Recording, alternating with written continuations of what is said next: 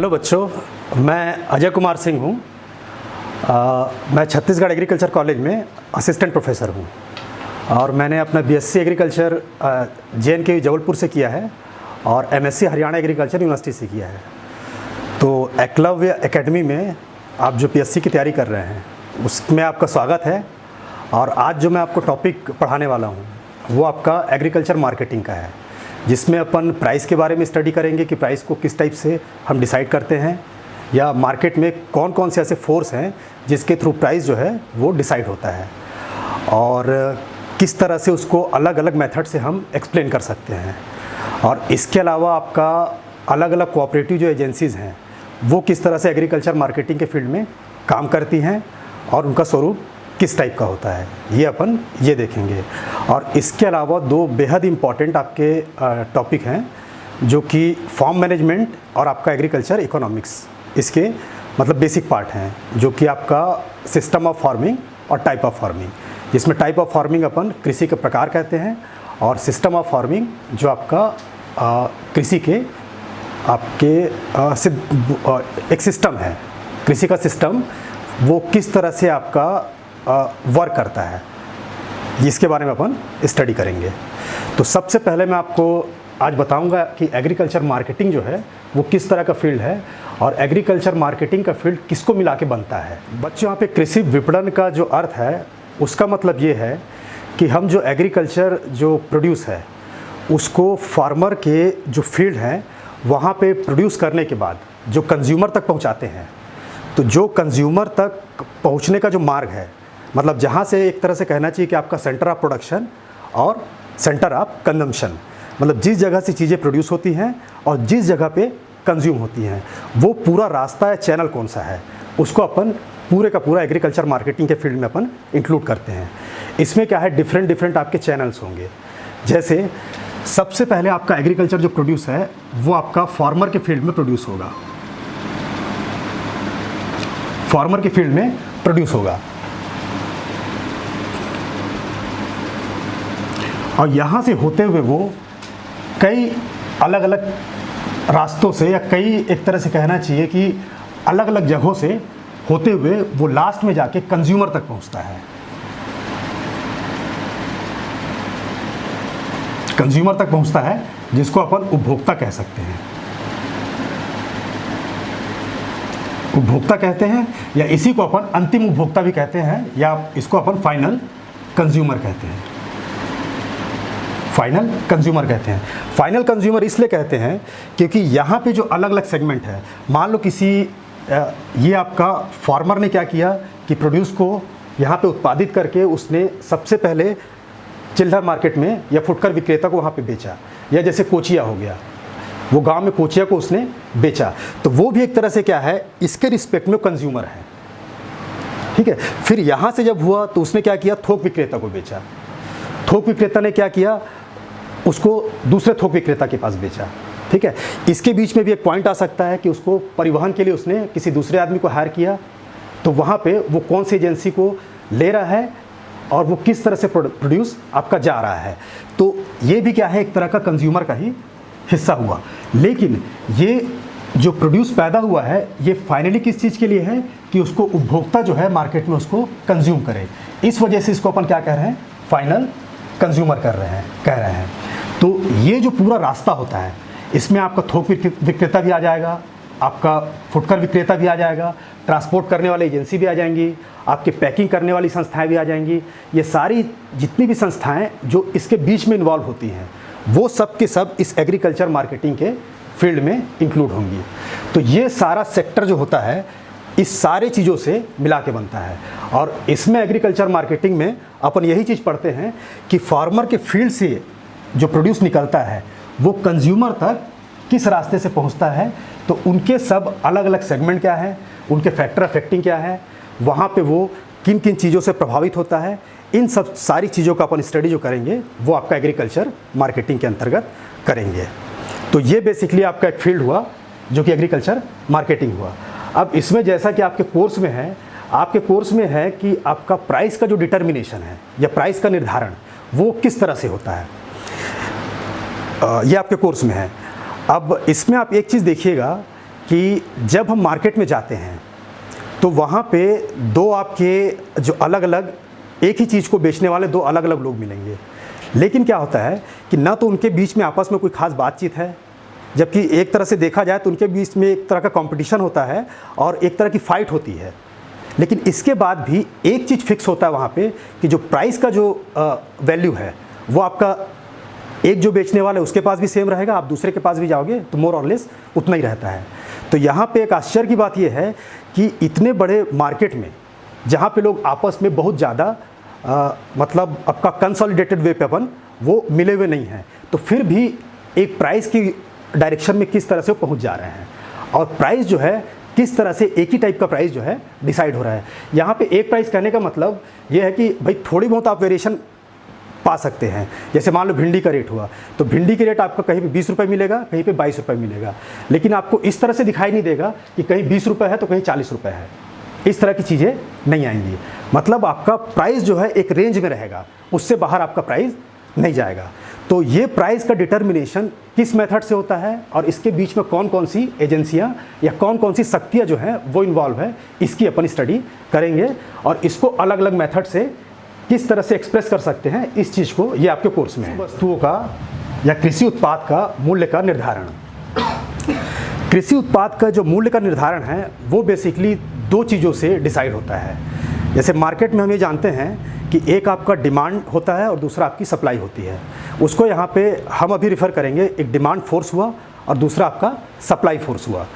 ये दोनों जो शक्तियाँ हैं जो कि आर्थिक व्यवस्था में काम करती हैं, इन दोनों के प्रभाव में वो जो प्राइस का डिटर्मिनेशन एक ही डायरेक्शन में जाता है। मतलब जब प्राइस का डिटर्मिनेशन होता है तो हम ये नहीं कह सकते कि केवल डिमांड नामक शक्ति का उसमें प्रभाव है, या अपन ये भी नहीं कह सकते कि उसमें केवल सप्लाई नामक शक्ति का प्रभाव है। यहाँ पे क्या होता है कि आपका डिमांड जो शक्ति है और सप्लाई शक्ति है दोनों आपस में इंटरेक्ट करती हैं, मतलब दोनों आपस में एक दूसरे से जुड़ती हैं और वहाँ पे एक बैलेंस क्रिएट होता है। वो बैलेंस जो है वो किस प्रकार से क्रिएट होता है और किस प्रकार से एक प्राइस को एक फिक्स डायरेक्शन में ले जाने का वो काम करता है, इस चीज़ को अपन यहाँ पे स्टडी करेंगे। जैसे मैं यहाँ पे आपको एक बता रहा हूँ कि किसी वस्तु का डिमांड जो है वो डिमांड एक ऐसा कॉन्सेप्ट है जो कि क्या होता है कि प्राइस आपका जैसे जैसे मार्केट में किसी वस्तु का प्राइस इंक्रीज़ करता जाएगा तो वैसे वैसे उस वस्तु की डिमांड जो है वो आपकी डिक्रीज़ करती जाएगी। ये आपका डिमांड का नियम कहलाता है। मतलब डिमांड जो है आपका प्राइस के जस्ट अपोजिट होता है। अपोजिट मतलब इन्वर्सली प्रोपोर्शनल। आपका प्राइस आपका बढ़ता जाएगा तो डिमांड आपका घटता जाएगा, या ये कहें कि प्राइस आपका यदि घटेगा तो डिमांड उसका ऑटोमेटिक बढ़ना चालू होता है। तो इस फिलॉसफी को हम डिमांड एक इक्वेशन होता है उसके माध्यम से आपको यहाँ पे दिखा रहे हैं। जैसे मैं यहाँ पे एक इक्वेशन लिखूँ आपका dx equal to 12 minus half of price of x।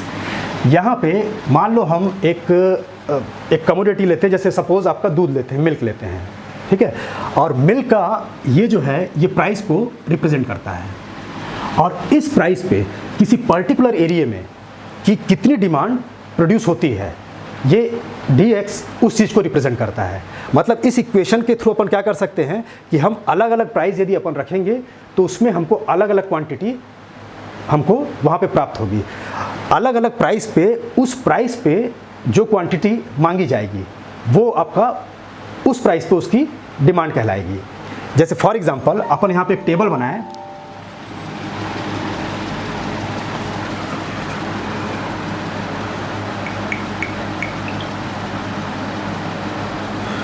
यहाँ पे एक अपन टेबल बनाएं जिसमें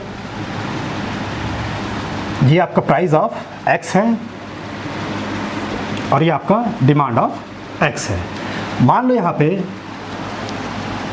हम इस इक्वेशन में यदि प्राइस की वैल्यू अपन 2 रुपये रखें तो 2 रुपये जब रखेंगे तो उस केस में डिमांड का जो वैल्यू होगा वो आपका होगा 12 माइनस हाफ ऑफ 2, जिसमें ये आपका कैंसिल हो जाएगा और ये आएगा आपका 12 में से 1 जाएगा तो आपका 11 लीटर मान लें अपन। तो यहाँ पे 2 रुपये पे आपका इसका जो क्वांटिटी जो डिमांड की जा रही है वो आपका 11 लीटर है। ये मान लिया अपन ने लीटर में ले लिया और यहाँ पे प्राइस को अपन ने रुपए में ले लिया। सेम अपन अलग अलग वैल्यू रखते जाएं। dx इक्वल टू यहाँ पे 2 की जगह अपन ने 4 रखा तो 4/2 इक्वल टू ये आपका 2 और ये आपका 10 लीटर्स। सेम आपका हम 2 का मान लो गैप देते जाएं तो यहाँ पे 12 माइनस आपका 6, इधर आपका 2, तो ये हो गया आपका 9 लीटर। इस तरह से आप देख रहे हैं कि हम जब 2-2 रुपए का हम इसमें अंतर क्रिएट करते जा रहे हैं, मतलब प्राइस को हम 2-2 रुपए बढ़ाते जा रहे हैं, तो आपका डिमांड जो है वो 1-1 लीटर कम होता जा रहा है।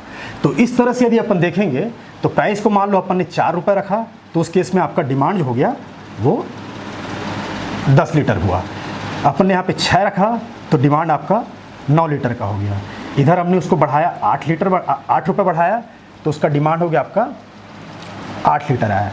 यहाँ पे हमने इसको 6 रुपये किया तो उस केस में डिमांड आपका क्या होगा, 6 नहीं सॉरी, यहाँ पे अपन ने इसको प्राइस को अपन ने 10 किया तो डिमांड इसका 6 रुपये हो जाएगा।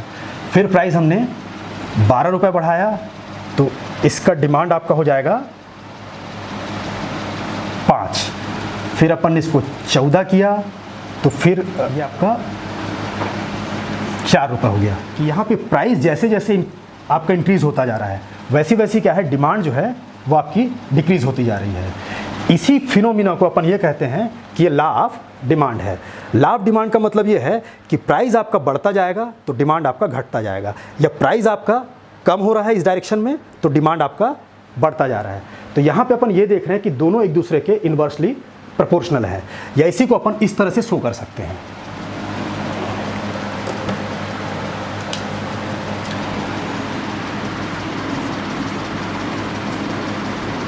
डिमांड लॉ को यदि हम एक सूत्र में बांधना चाहे तो उसको इस तरह से कह सकते हैं, dx is inversely proportional to price of x। तो ये सेम चीज़ को यहाँ पे हम टेबल के थ्रू रिप्रेजेंट कर रहे हैं। तो यहाँ पे आपने ये समझा कि ये जो है ये डिमांड का फिनोमिना है। बाज़ार में जैसे जैसे आपका प्राइस इंक्रीज़ होगा वैसे वैसे डिमांड आपका कम होता जाएगा। तो यहाँ पे आप एक समझिए कि कभी हम कोई सामान खरीदने जाएंगे तो सिंपल सी बात है कि यदि उसका प्राइस यदि इंक्रीज़ होगा तो उस केस में क्या होगा कि हम उस चीज़ का कम वस्तु खरीदेंगे। और उसका कारण ये है कि जब प्राइस यदि आपका कोई चीज़ इंक्रीज़ होगा किसी चीज़ का तो हम जो अनावश्यक उसका उपयोग होता है उसको अपन क्या करते हैं कि धीरे धीरे हम उसको कम कर देते हैं। जैसे फॉर एग्जांपल जब हमने दूध की ज़्यादा क्वांटिटी परचेस कर ली तो दूध की ज़्यादा क्वांटिटी को हम क्या करेंगे, तो भाई हम उसके ना कई वैकल्पिक यूज़ अपन ढूंढ लेते हैं। जैसे क्या होगा, हम घर पे उसका भाई दूध जो नहीं पीता उसको भी हम दूध देना चालू कर देंगे। उसके अलावा हम चाय ज़्यादा पीने लग जाएंगे, या चाय भी नहीं पिया तो रबड़ी बनाना चालू कर देंगे, या फिर दही जमाना चालू कर देंगे। तो कई सारे उपयोग हम उसका ढूंढ लेते हैं। तो इस तरह से जब प्राइस आपका कम होगा तो लोग क्या है उसका उपयोग ज़्यादा करना स्टार्ट कर देते हैं।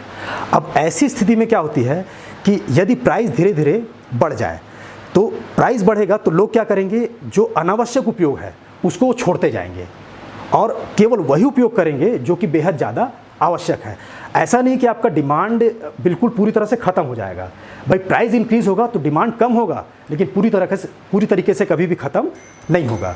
वो कम हो जाएगा लेकिन आपका पूर्ण रूप से ख़त्म नहीं होगा। ऐसी स्थिति में लोग केवल वही उपयोग करेंगे जो कि बेहद ज़्यादा आवश्यक है।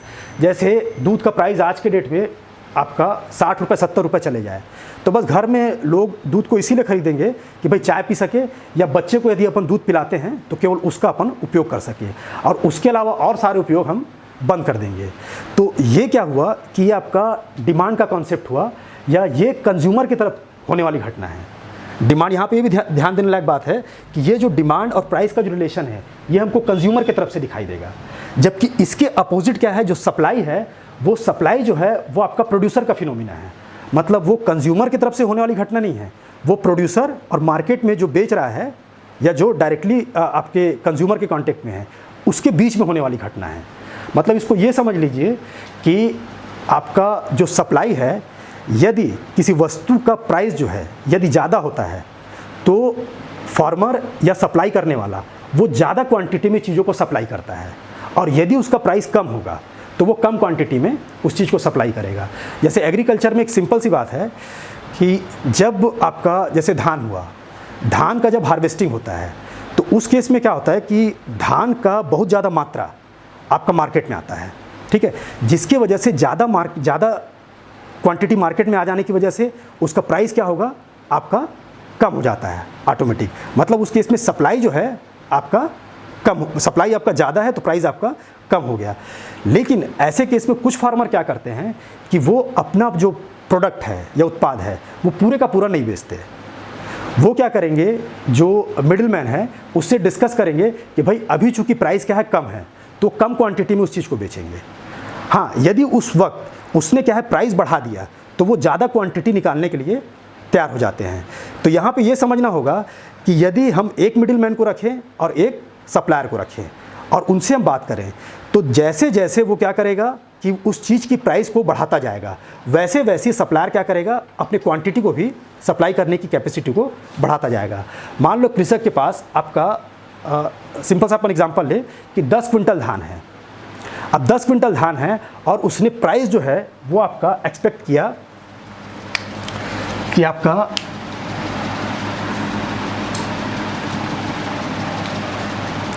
प्राइस मान लो उसने एक्सपेक्ट किया है कि आपका 20 रुपये केजी वो एक्सपेक्ट कर रहा है। ये मैं एक एग्जांपल ले रहा हूँ, हालांकि ऐसा प्राइस नहीं जाता है।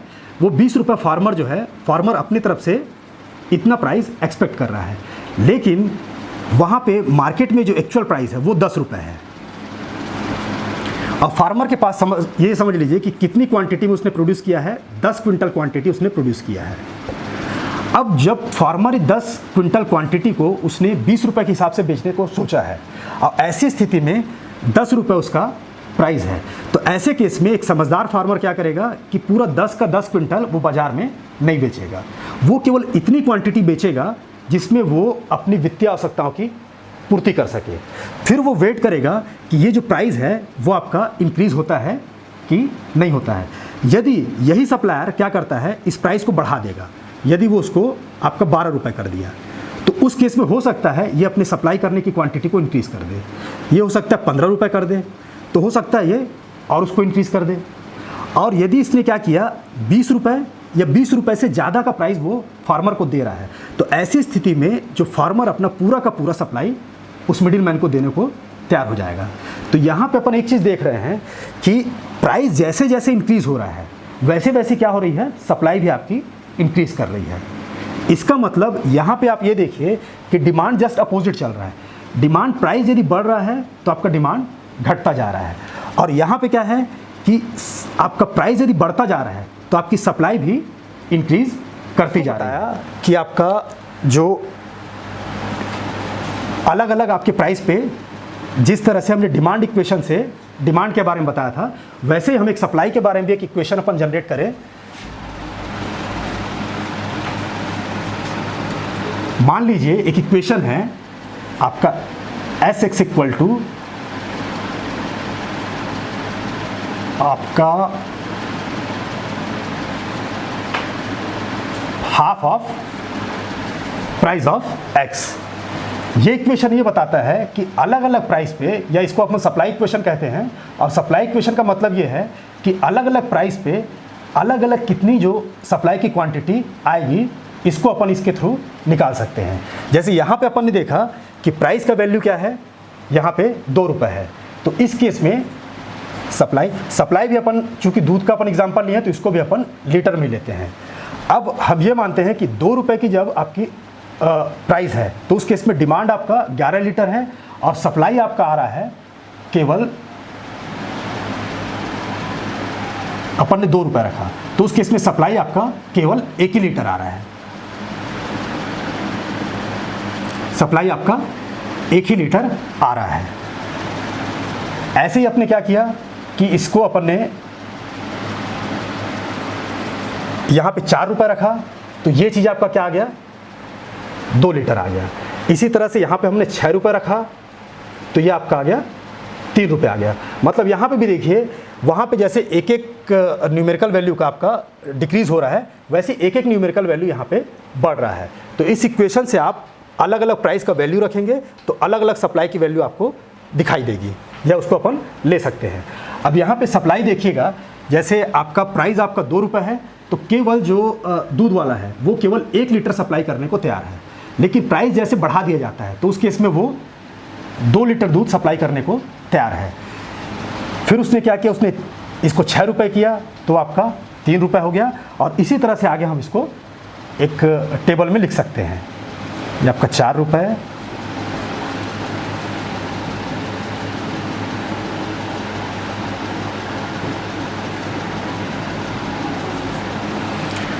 अब यहाँ पे आप देख रहे हैं कि जो प्राइस आपका जैसे जैसे इंक्रीज़ हो रहा है वैसे वैसे सप्लाई की क्वांटिटी आपकी इंक्रीज़ करती जा रही है। तो यहाँ पे अपन ये बोल सकते हैं कि प्राइस जो है वो डायरेक्टली आपकी प्रोपोर्शनल है किसके, सप्लाई जो है वो डायरेक्टली प्रोपोर्शनल है किसके, प्राइस के। मतलब प्राइस को आप इंक्रीज़ करोगे तो वैसे वैसे सप्लाई भी इंक्रीज़ होता जाएगा, और प्राइस को आप डिक्रीज़ करते जाओगे तो वैसे वैसे आपकी सप्लाई भी डिक्रीज़ होती जाएगी। इसको हम ये कहते हैं कि आपका लॉ ऑफ सप्लाई या supply rule, law of supply, जिसको अपन इस तरह से रिप्रेजेंट कर सकते हैं, proportional to price of x. मतलब जैसे जैसे प्राइस जिस डायरेक्शन में प्राइस जाएगा उसी डायरेक्शन में आपके सप्लाई का मूवमेंट होगा। अब यहाँ पे ये देखिए कि अब ये पूरा पिक्चर हमारे सामने आया है। अब यहाँ पे हम ये देखें कि भाई प्राइस का डिटर्मिनेशन कैसे होगा। तो आपने एक चीज़ देखा होगा कि मार्केट में जनरली क्या होता है कि मार्केट में जो सही व्यापारी होता है, जो कि कंपटीशन के एनवायरनमेंट में आपका काम कर रहा है, तो वो कभी भी जितना सामान आएगा, वो जितना सामान सुबह उसने लिया है या जो एक फिक्स पीरियड है उसका, तो उतने टाइम में उसका पूरा वो उसको रोकना नहीं चाहता, वो सामान पूरा का पूरा बेचना चाहता है।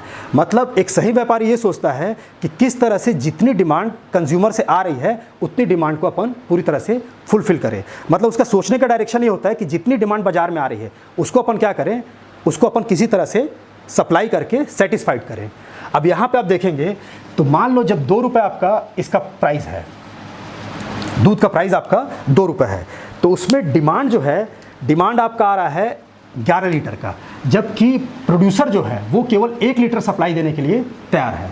अब ऐसे केस में क्या होगा कि वो केवल एक ही कंज्यूमर को या केवल इतने कंज्यूमर को जिनकी डिमांड आपकी क्या है 1 लीटर है, उनको ये सेटिस्फाई कर पाएगा। बाकी 10 लीटर की जो डिमांड है या उसके कंज्यूमर चले जाएंगे। तो वो कभी भी मार्केट में कोई व्यक्ति ये नहीं सोचता कि भाई कंज्यूमर को किस तरह से अपन ऐसा करे कि उसके डिमांड की पूर्ति ना हो, क्योंकि उपभोक्ता एक दिन का काम नहीं होता। उपभोक्ता क्या है, डेली आने वाला। बिजनेस में क्या होता है कि उपभोक्ता आपका डेली का एक कस्टमर होता है जो कि डेली आपके पास सामान लेता है। अब दूसरे केस में जाएंगे, जब आपका प्राइस बढ़ेगा तो उस केस में सप्लाई तो यहाँ पे क्या हुआ, आपका 2 लीटर का हुआ, लेकिन डिमांड आपका क्या हो रहा है, आपका 10 लीटर का हुआ। प्राइस इंक्रीज हुआ तो डिमांड आपका कम हुआ, सप्लाई आपका बढ़ा। तो यहाँ पे देखिए कि जो डिमांड और सप्लाई का जो गैप 10 लीटर का है, वही डिमांड क्या है, प्राइस को इंक्रीज़ करने से डिमांड थोड़ा सा घट गया। यहाँ पे इनके बीच का जो गैप है वो आपका 8 लीटर का हो गया। अब जैसे हम यहाँ फिर आ गया है तो वो डिमांड फिर कम हो गया। यहाँ पे कितना हो गया, 9 और 3 अपन लेंगे तो यहाँ पे आपका 6 लीटर का डिमांड आपका आ गया। अब ऐसी स्थिति में जैसे जैसे हम जाएंगे तो एक यहाँ पे संतुलन पॉइंट आता है। इसको आप पूरे टेबल को ध्यान से देखिए तो एक जगह आपको संतुलन पॉइंट मिलेगा जहाँ पे कंज्यूमर का जो डिमांड है सप्लायर के जो सप्लाई से वो मैच कर जाता है, और वही एक क्या है, वो फिक्स प्राइस है। हाँ, तो यहाँ पे जैसे आप देख रहे हैं कि यहाँ पे एक ऐसी स्थिति आई है जहाँ पे 12 रुपये आपका एक ऐसा प्राइस है जहाँ पे आपका जितना क्वांटिटी आपका डिमांड किया जा रहा है और उतनी क्वांटिटी आपकी सप्लाई भी हो रही है। मतलब यहाँ पे इस स्थिति में ऐसा होगा कि आपका जितना भी आपकी क्वांटिटी डिमांड की जाती है उतनी सप्लाई हो जाएगी। तो मोस्ट प्रोबेबली मार्केट में क्या है, 12 रुपये का रेट आपका डिसाइड होगा, और जिस प्राइस पे आपका क्वांटिटी डिमांडेड और क्वांटिटी सप्लाइड दोनों इक्वल हो जाए उसी को अपन क्या बोलते हैं, इक्विलिब्रियम प्राइस कहते हैं। यह आपका कहलाएगा इक्विलिब्रियम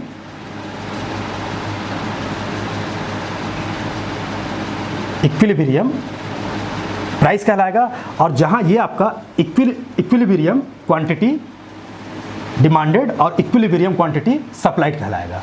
तो ये दोनों उतने इंपॉर्टेंट नहीं है जितना इंपॉर्टेंट आपका ये है, क्योंकि प्राइस का जो डिटर्मिनेशन है ये मार्केट में एक बहुत बड़ा कॉन्सेप्ट है कि एक प्राइस किस तरह से निर्धारित होता है और वो एक ही जगह पे आके किस तरह से स्टेबलाइज हो जाता है। आगे यदि अपन जाएंगे तो यदि आप प्राइस को बढ़ाते हैं तो उस केस में क्या होगा कि आपका डिमांड तो कम हो जाएगा लेकिन आपकी सप्लाई ज़्यादा रहेगी। अब ऐसे केस में यदि जो बेचने वाला है, जो आपका मिडिल मैन है, वो उसके पास डिमांड केवल 5 लीटर की आ रही है और सप्लाई भले उसके पास 7 लीटर की है, तो उस 2 लीटर का वो क्या करेगा? तो उस वजह से वो उसके कोई किसी उपयोग का नहीं है, तो वो ऐसी स्थिति को भी लाना नहीं चाहेगा। और इसमें एक कॉन्सेप्ट और होता है कि यदि इस पर हम प्राइस को फिक्स कर दें और ये देखें कि बिजनेस का वॉल्यूम देखें, तो सबसे बेहतर जो वॉल्यूम है लॉन्ग रन में वो आपका इक्विलिब्रियम प्राइस पे ही जाएगा। यदि वो प्राइस को इस डायरेक्शन में रखता है तब भी लॉन्ग रन में उसे फ़ायदा नहीं होगा, और प्राइस को इस डायरेक्शन में रखता है तो लॉन्ग रन में तब भी यहाँ पे फ़ायदा हो सकता है शॉर्ट रन में, लेकिन उसको लॉन्ग रन में उसको फ़ायदा नहीं होगा। तो इस वजह से एक फिक्स जो प्राइस है एक डायरेक्शन में उसी चीज़ पे आएगा जहाँ पे क्वांटिटी डिमांडेड आपकी क्वांटिटी सप्लाइड के बराबर होगी। तो यहाँ पे हम इसको इस तरह से समझे हैं, ये अप्रोच जो कहलाता है आपका टेबुलर अप्रोच कहलाता है कि प्राइस डिटर्मिनेशन का ये आपका टेबुलर अप्रोच है। इसी को हम चाहें तो अपन ग्राफ के थ्रू आप रिप्रेजेंट करके देख सकते हैं। अब जैसे कि यहाँ पे आप देख रहे हैं, यहाँ पे हमने वाई एक्सिस पे हमने प्राइस को लिया है और एक्स एक्सिस पे हमने क्वांटिटी को लिया है। और सबसे पहले हमने ड्रॉ किया है कि जो अलग अलग प्राइस पे हमने अलग अलग क्वांटिटी जो डिमांड की जा रही है उसको हमने वो किया है, प्लॉट किया है। तो उस केस में आपका कर्व जो है वो आपका इस तरह से आया है। ये आपका डिमांड कर्व है जो कि आपके नीले स्याही में आपका दिखाई दे रहा है। जबकि उसके अपोजिट हम देखेंगे तो अलग अलग प्राइस पे हमने क्या किया है, जो सप्लाई कर्व को हमने ड्रॉ किया है। तो ये जो दिखाई दे रहा है आपका ये सप्लाई कर्व है जो कि नीले कलर में ड्रॉ किया गया है, नहीं सॉरी ये ब्लैक कलर में जो ड्रॉ किया गया है, और ये आपका सप्लाई कर्व हुआ। तो सप्लाई कर्व में देखेंगे आप यहाँ पे कि प्राइस और जो क्वांटिटी है उनका पॉजिटिव रिलेशनशिप है। चूँकि ये पॉजिटिव है इस वजह से जैसे मूवमेंट आपका प्राइस का जा रहा है जिस टाइप से मूवमेंट, उसी टाइप से मूवमेंट आपका क्या जा रहा है, क्वांटिटी का जा रहा है। जिस दिशा में आपकी प्राइस बढ़ रही है क्वांटिटी भी उसी डायरेक्शन में बढ़ती जा रही है। जबकि डिमांड के केस में अपन देख रहे हैं कि प्राइस आपका जिस तरफ जा रहा है आपकी क्वांटिटी डिमांडेड उसके अपोजिट जा रही है। प्राइस आपका यहाँ पे है तो आपकी क्वांटिटी इस जगह पे है, जबकि प्राइस आपका इस जगह पे है तो क्वांटिटी आपकी इस जगह पे है। मतलब ये दोनों अपोजिट जा रहे हैं। तो उस केस में आपका कर्व इस तरह से आएगा। इस कर्व की प्रकृति अपन कहेंगे आपका लेफ्ट टू राइट, आपका डाउनवर्ड डायरेक्शन है इसका। जबकि सप्लाई जो कर्व है उसकी प्रकृति की अपन बात करेंगे तो वो हो जाएगा आपका लेफ्ट टू राइट डायरेक्शन में, आपका अपवर्ड डायरेक्शन में। अब ये जो आपका डेटा मिला है इसको जब हम प्लॉट करेंगे तो उस केस में क्या होगा कि आपका एक ऐसा पॉइंट आएगा जहाँ पे जाके आपका सप्लाई कर्व आपके डिमांड कर्व को क्रॉस कर जाएगा, या दोनों का केवल एक ही इंटरसेक्शन पॉइंट होगा और वो केवल उसी पॉइंट पे इंटरसेक्ट करेंगी जहाँ पे आपका क्वांटिटी डिमांडेड और क्वांटिटी सप्लाइड दोनों के बीच में कम से कम गैप होगा। मतलब इस केस में तो आपने ये देखा है कि इनके बीच में जो गैप है वो आपका जीरो है, इनके बीच में कोई भी गैप नहीं है। किसी किसी केस में आप ऐसा भी देख सकते हैं कि आपका क्वांटिटी जो सप्लाइड है उसके बीच में अंतर तो आ रहा है लेकिन वो अंतर आपका सबसे कम रहेगा, अंतर आपका सबसे कम रहेगा। तो जिस पॉइंट पे ये एक दूसरे को क्रॉस करेंगे वहाँ से यदि हम परपेंडिकुलर ड्रॉ करेंगे कहाँ पे, आपका क्वांटिटी वाले एक्सिस पे, तो वो सीधे उस क्वांटिटी को क्रॉस करेगा जहाँ पे आपका जिस प्राइस पे क्वांटिटी डिमांडेड और क्वांटिटी सप्लाइड दोनों बराबर होंगे, उस पॉइंट पे वो क्रॉस करेगा। जबकि दूसरे केस में क्या है कि जब हम यहाँ से वाई एक्सिस पे अपन परपेंडिकुलर ड्रॉ करेंगे, परपेंडिकुलर मतलब आपका लंबवत जो रेखा है उसको अपन ड्रॉ करेंगे, तो वो जाके सीधे क्रॉस करेगा कहाँ पे, आपके प्राइस लाइन के उस वैल्यू पे जहाँ पे दोनों इक्वल हो रहे हैं या जिसको अपन इक्विलिब्रियम प्राइस कर रहे हैं। तो यहाँ पे आप देख रहे हैं कि इस एरिया में जैसे आपने देखा यहाँ पे क्या है कि आपका डिमांड जो है आपका इस डायरेक्शन में धीरे धीरे क्या हो रहा है, आपका बढ़ता जा रहा है और प्राइस आपका घटता जा रहा है। जबकि यहाँ पे क्या है, आपका प्राइस आपका बढ़ता जा रहा है लेकिन आपका सप्लाई भी बढ़ता जा रहा है। इस केस में आपकी डिमांड कम हो रही है, प्राइस आपका कम हो रहा है तो डिमांड आपका बढ़ता जा रहा है। जबकि इस केस में यहाँ पे अपन ये देखेंगे कि यहाँ पे यदि आपने प्राइस को लिया तो यहाँ पे सप्लाई आपका बिल्कुल इस जगह पे जा रहा है। अब ऐसे केसेस में जिस जगह पे क्रॉस करेंगे वही आपका इक्विलिब्रियम प्राइस कहलाएगा। तो यहाँ पे जिस जगह पे डिमांड कर्व और सप्लाई कर्व एक दूसरे को क्रॉस कर रहे हैं वही प्राइस जो है मार्केट में डिसाइड होगा, या उसी को अपन एक इक्विलिब्रियम प्राइस कहेंगे। तो ये आपका हो गया जिसके थ्रू इस कॉन्सेप्ट को या प्राइस डिटर्मिनेशन के मेथड को हमने टेबल के थ्रू हमने रिप्रेजेंट किया। इसी चीज़ को हमने फ्रेम किया किस पे, इसको हमने ग्राफ पे फ्रेम किया। तो ग्राफ के थ्रू भी आपको वही चीज़ दिखाई दे रही होगी जो कि आपको इसमें दिखाई दी है। या सिंपल सी बात है, यहीं से हमने इस चीज़ को ड्रॉ किया है। या तीसरा मेथड आप और देखना चाहें तो जैसे हमने क्या किया, तीसरे मेथड से हम इसको और शो कर सकते हैं। जैसे आपका एल्जेब्रिक मेथड हुआ, इस मेथड को अपन ये कह सकते हैं आपका टेबुलर अप्रोच। टेबुलर अप्रोच, जबकि इस मेथड को अपन ग्राफिक अप्रोच कह सकते हैं। Graphic approach. तीसरा मेथड आपका एल्जेब्रिक अप्रोच, इसके थ्रू भी आपको सेम चीज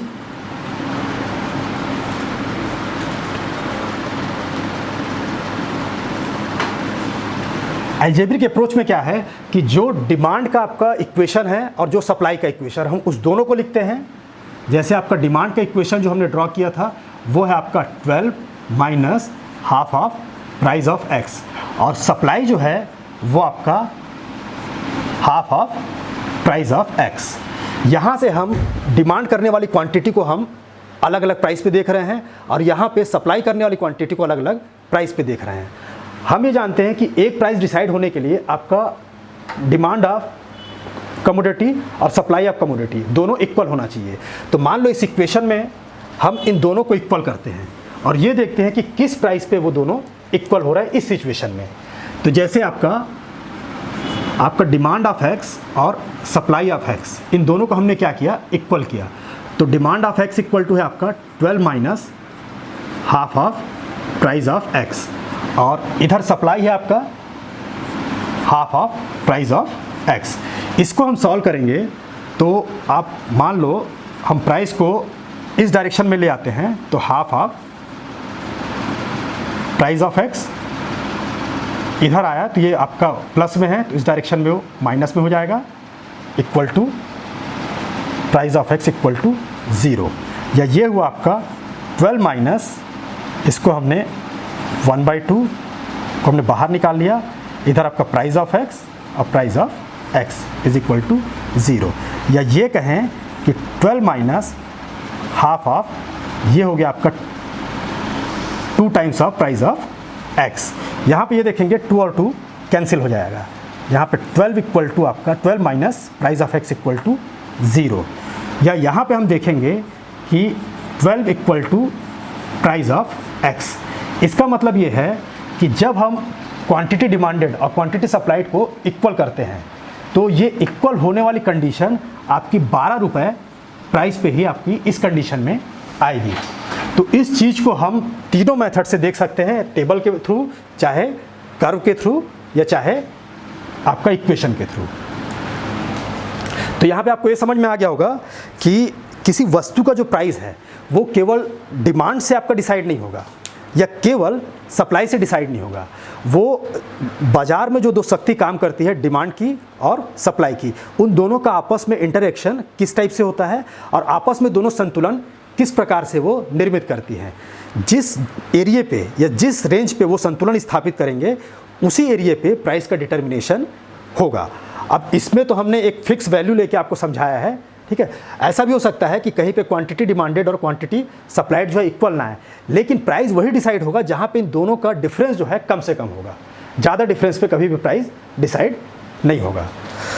तो बच्चों, ये जो है आज का टॉपिक है आपका कि प्राइस का डिटर्मिनेशन किसी कमोडिटी का किस तरीके से होता है।